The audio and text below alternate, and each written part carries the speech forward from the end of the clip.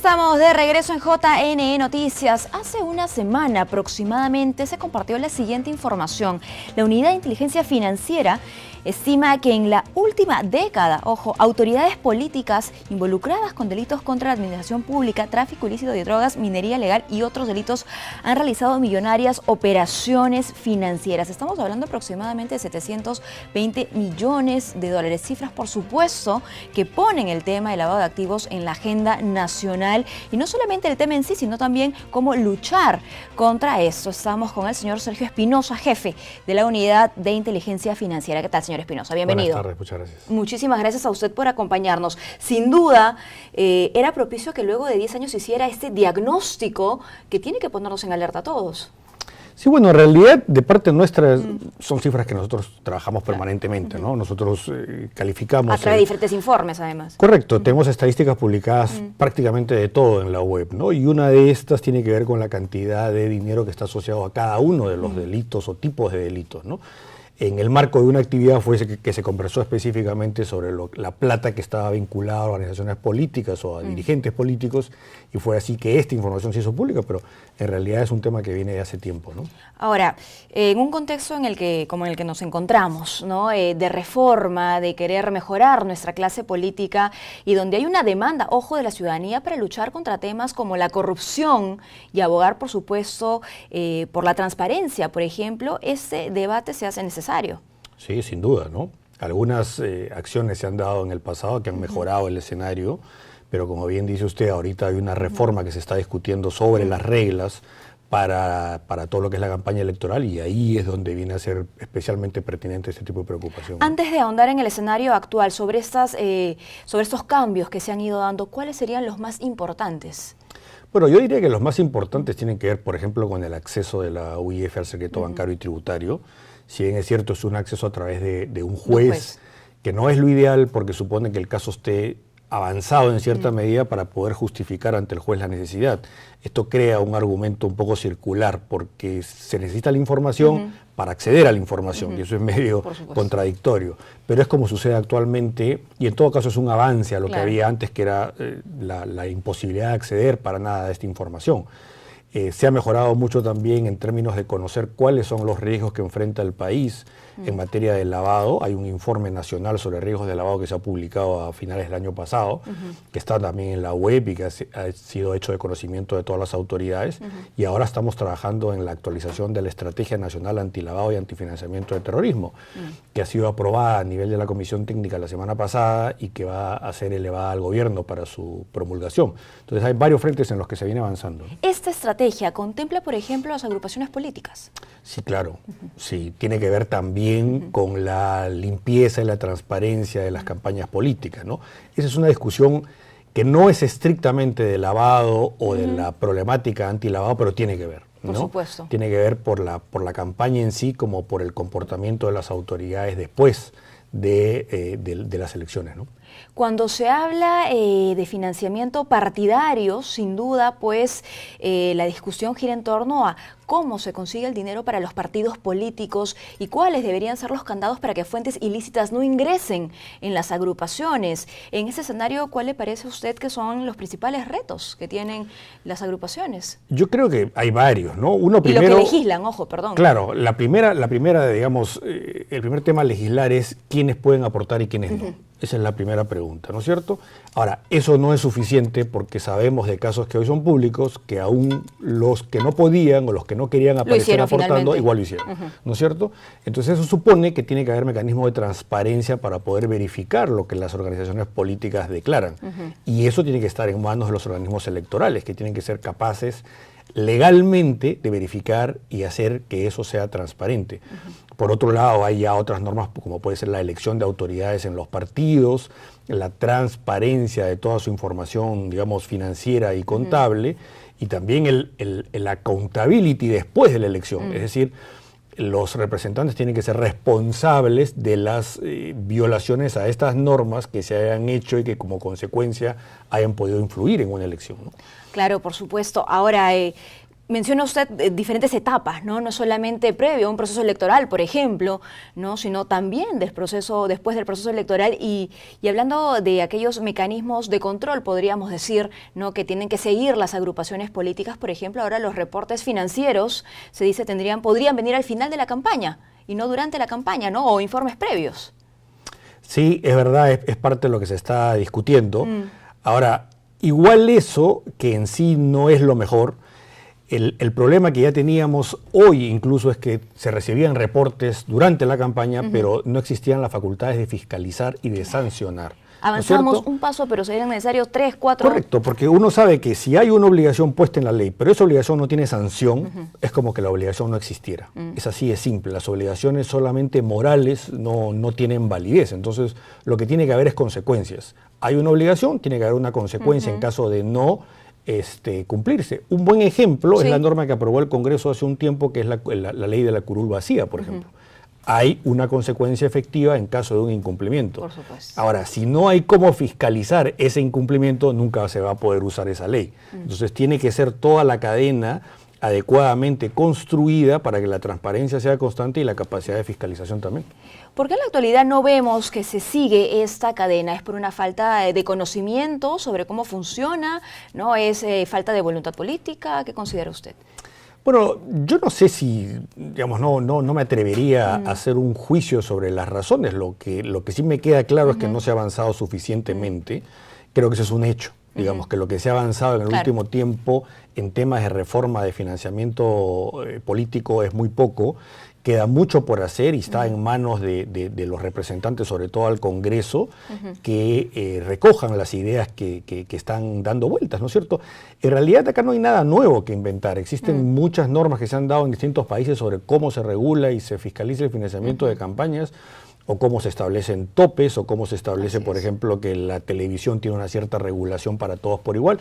Digamos, las normas están. Incluso sin mirar afuera, también hay propuestas aquí. Correcto, ¿no? Ha habido un trabajo muy exhaustivo de parte de Transparencia, por ejemplo, de parte de la propia comisión que el Congreso designó y que hizo un trabajo muy interesante, que entre otras cosas, por ejemplo, proponía que los candidatos levantaran su secreto ante la Unidad de Inteligencia Financiera, lo cual era una herramienta interesante, ¿no?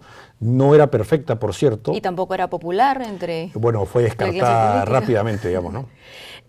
Hace algunas semanas compartimos aquí información sobre la investigación de Ojo Público, Fondos de Papel, que muestra de manera muy clara y sistemáticamente la relación entre agrupaciones políticas y lamentablemente personas ligadas a delitos como lavado de activos, narcotráfico y otros. Ojo, investigación que además utilizó la información de la Unidad de Inteligencia Financiera. Sí, en parte sí. Digamos, claro, cruzando diferente información, ¿no?, de muchos actores. Exacto. Esta investigación lo que hace es recoge información de diversas fuentes y la sistematiza. De manera que se crea como una especie de base de datos en la cual cualquier ciudadano o institución puede entrar y hacer búsquedas. De hecho, a nosotros mismos nos va a servir esa base de datos. Es muy interesante.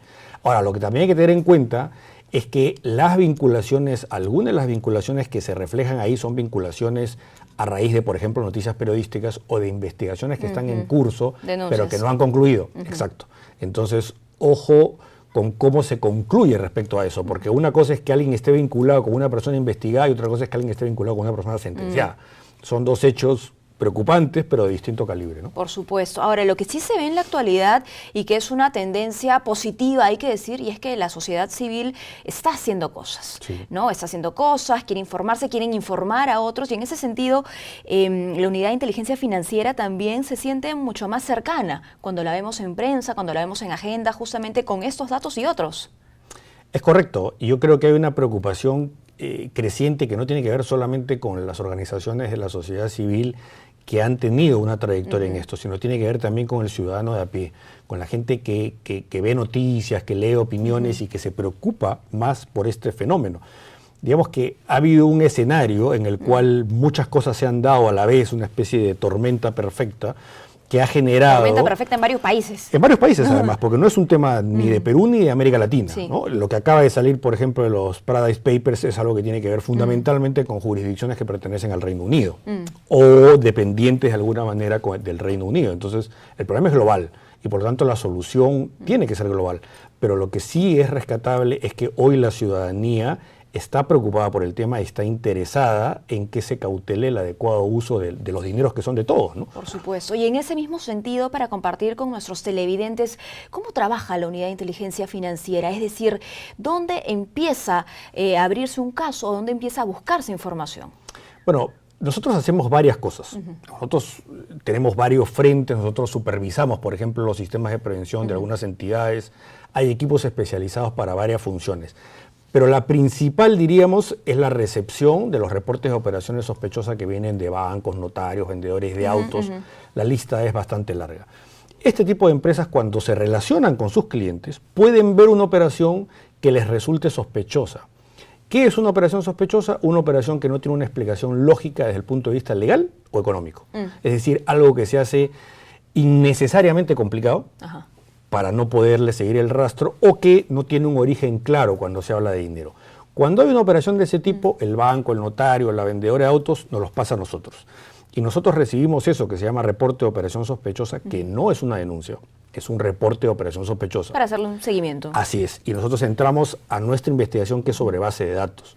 Nosotros no tenemos investigadores de calle, no hacemos seguimiento, observación, ¿no? Eso es un tema que le toca a la policía. Nosotros hacemos una investigación sobre información que está disponible en las bases de datos que manejamos y sobre eso llegamos a una hipótesis, y si la conclusión es de que podría existir un caso de lavado de activos, le enviamos un informe con toda esa sustentación, con la ruta del dinero y con el mapa de vínculos de personas a la Fiscalía Antilavado para que ellos prosigan ya con la investigación propiamente penal. Y ahí, bueno, regresamos al tema del levantamiento del secreto bancario y la solidez que le darían a una investigación, ¿no? De ser el caso. Exacto. Nosotros trabajamos con información. Nuestro principal insumo es la información.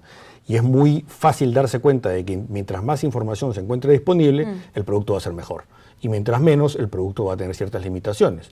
Hoy día, aún con la reforma del año pasado, tenemos acceso a cierta información, pero como lo decía yo hace un rato, tenemos que sustentar al juez por qué queremos esa información. Y eso supone que ya exista una cierta dosis de información para ese sustento. Entonces el riesgo de eso es que un caso que recién nace y sobre el cual no se dispone de suficiente información en el momento uno, no se tenga el fundamento para ir donde el juez y el caso no pueda ser investigado. Bueno, lamentable. Regresando a los candidatos, no solo en campaña, a los políticos también en general, y el manejo de su información financiera. Si hablásemos de referentes que en algún momento me parece que los tocó, ¿no? De cómo se hacen las cosas en el extranjero, ¿hay tanta sensibilidad en el tema del dinero? Sí, claro, hay sensibilidad, porque digamos, los candidatos o los políticos, en tanto que no son funcionarios públicos, son personas privadas, que tienen derecho a lo que todos los ciudadanos tienen derecho. Sin embargo, hay una potencial posibilidad de que se conviertan en funcionarios públicos y tengan acceso a mucho poder y a muchos recursos, y por lo tanto el ciudadano tiene derecho a saber, y las autoridades tienen derecho a saber de cómo se ha conformado su patrimonio, cómo es incluso todo su currículum personal en términos de estudios, en términos de formación de la persona y de la carrera profesional, y en lo que respecta específicamente a nuestro trabajo, cómo es que tienen lo que tienen o cómo es que financian una campaña que todos sabemos que es bastante cara, ¿no? Nos quedan un par de minutos nada más en el contexto en el que nos encontramos, ¿no? De reforma, de debate. ¿Qué puntos serían los más críticos a atender justamente para evitar que fuentes ilícitas entren en la política del Perú? Bueno, un tema tiene que ver con las reglas de financiamiento de campañas, ¿no es cierto? Ese es un tema. Ahora, hay formas y formas siempre de tratar de saltarse eso. Nosotros hemos visto casos que tienen que ver, por ejemplo, con candidatos que cuando son candidatos usan vehículos de propiedad de empresas que después son proveedoras del gobierno regional o municipal. No es un aporte de campaña muchas veces declarado. Correcto. Entonces hay muchas cosas que mirar ahí. Pero digamos, una parte es lo que tiene que ver con el financiamiento de campañas propiamente, y otra cosa es las reglas que se aplican ya cuando hay el ejercicio de la autoridad. Otra de las reformas importantes que se ha hecho, por ejemplo, es que los gobiernos regionales y las empresas del Estado van a tener áreas de cumplimiento que van a reportar a la UIF, y eso va a ser un avance.